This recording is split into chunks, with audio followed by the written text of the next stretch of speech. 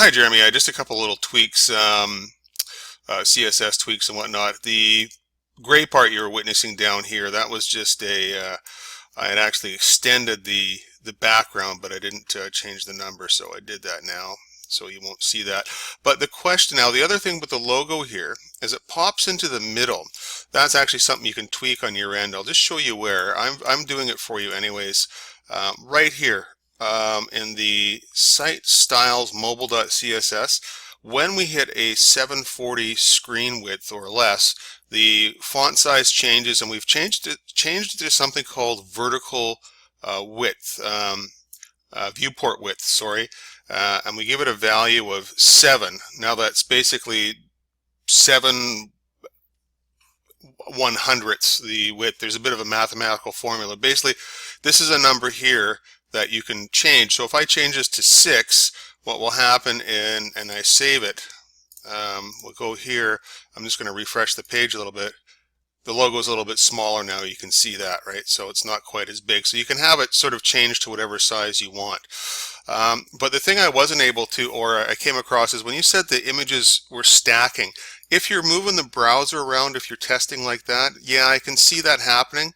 I caught it once, but your visitors won't be doing that. They'll be looking at it either on a tablet or looking at it on a desktop, and the chances of them moving things around, because what's happening is just with the animation, if you move the browser while the animation is being triggered, then yeah, you might get the first graphic that comes in might stack on top of the other one.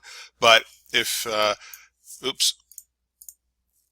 if the browser is just remaining as it is, as you know, your visitors would be looking at your website, then it doesn't do that. Because I was able to duplicate it once, but I discovered that it was at the same time that the images were transitioning.